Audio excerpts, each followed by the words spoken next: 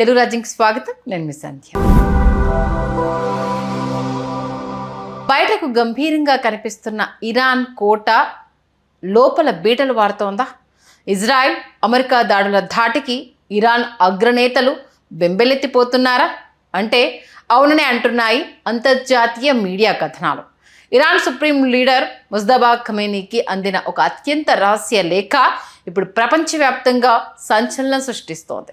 మనం ఓడిపోతున్నాం, మన వ్యూహాలు ఫలించడం లేదు అంటూ ఆ లేఖలో ఉన్న నిజాలేంటి? ఇరాన్ దగ్గర ఉన్న ఆప్షన్లు ముగిసిపోయాయా? ఈ స్పెషల్ రిపోర్ట్లో చూద్దాం. అంతర్జాతీయ ఇంటెలిజెన్స్ వర్గాల సమాచారం ప్రకారం ఇరాన్ సైనిక యంత్రాంగంలోని ఉన్నతాధికారులు ముజ్తబా ఖమేనీకి ఒక నివేదిక పంపారు. ఇందులో ఇరాన్ అనుసరిస్తున్న యాక్సిస్ ఆఫ్ రెసిస్టెన్స్ వ్యూహం పూర్తిగా విఫలమైందని వారు అంగీకరించారు.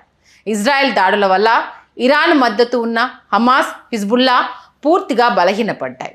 సరఫరా మార్గాలను అమెరికా, ఇజ్రాయెల్ అడ్డుకోవడంతో ఆయుధాలు అందక క్షేత్రస్థాయిలో సైనికులు కుప్పకూలుతున్నారు. ఇరాన్కు ఇప్పటి వరకు తన ప్రాక్సీ సైన్యాలే బలం. కానీ ఇజ్రాయెల్ ఈసారి నేరుగా ఇరాన్ కమాండర్లను, వారి ఇంటెలిజెన్స్ వ్యవస్థను టార్గెట్ చేసింది. డమాస్కస్ నుంచి లెబనాన్ వరకు ఇరాన్ నిర్మించుకున్న నెట్వర్క్ను ఇజ్రాయెల్ చిన్నాభిన్నం చేసింది.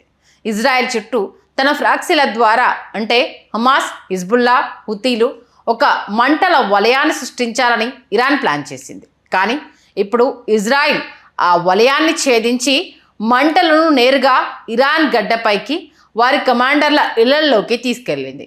ఈ రివర్స్ స్ట్రాటజీ వల్ల ఇరాన్ రక్షణ వ్యవస్థ పూర్తిగా డిఫెన్స్లో పడిపోయింది. దీంతో ఇరాన్ అగ్రనేతల్లో ఒక రకమైన అభద్రతా భావం మొదలైంది.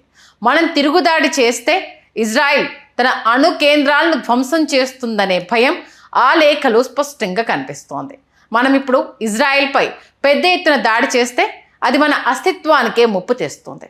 ఇరాన్లోని ఆయిల్ రిఫైనరీలు, అణు కేంద్రాలు పూర్తిగా ధ్వంసమైతే దేశం 50 ఏళ్ళు వెనక్కి వెళ్తుంది అని సైనిక ఉన్నతాధికారులు ముజ్తబాకు క్లియర్ వార్నింగ్ ఇచ్చారు. ఇరాన్ అత్యున్నత స్థాయి భద్రతా విభాగాల్లోకి ఇజ్రాయెల్, మొసాద్ చొరబడిందని ఆ లేఖలో ఆందోళన వ్యక్తం చేశారు.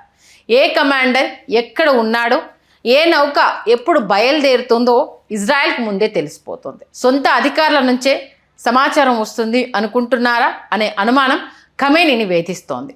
కేవలం యుద్ధమే కాదు, ఇరాన్ లోపల ఆర్థిక పరిస్థితి దారుణంగా పడిపోయింది.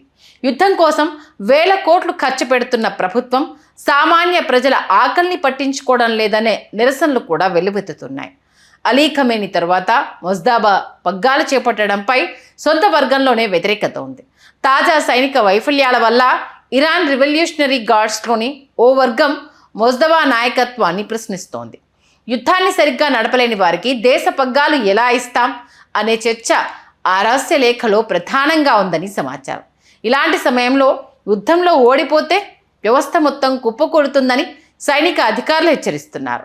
లేఖ సారాంశం ప్రకారం ఇరాన్ ఇప్పుడు 2 మార్గాల మధ్య కొట్టుమిట్టాడుతోంది. ఇజ్రాయెల్పై పూర్తి స్థాయి యుద్ధం ప్రకటించడం అయితే ఇది ఆత్మహత్యతో సమానమని అధికారులు అంటున్నారు. అమెరికాతో రహస్య చర్చలు జరిపి తన ఉనికిని కాపాడుకోవడం మరో ఆప్షన్. కానీ ఈ 2 వర్గాలు ఇరాన్ సుప్రీం లీడర్ ఇమేజ్ను దెబ్బతీసేవే.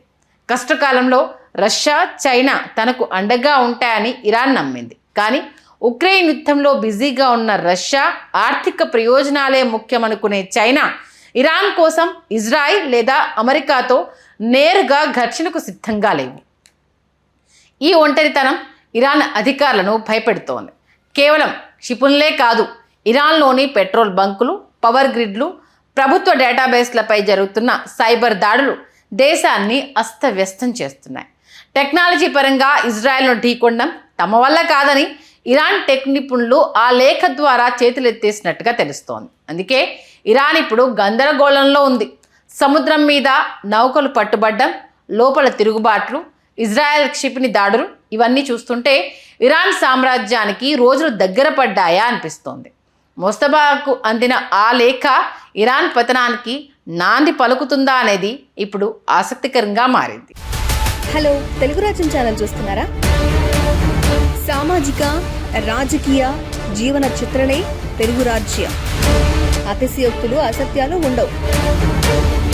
రాజకీయ కోణం కాదు, ప్రజా కోణమే కొలబద్ద. తెలుగు రాజ్యం వీక్షణ మీ ఉత్తమ అభిరుచికి నిదర్శనం.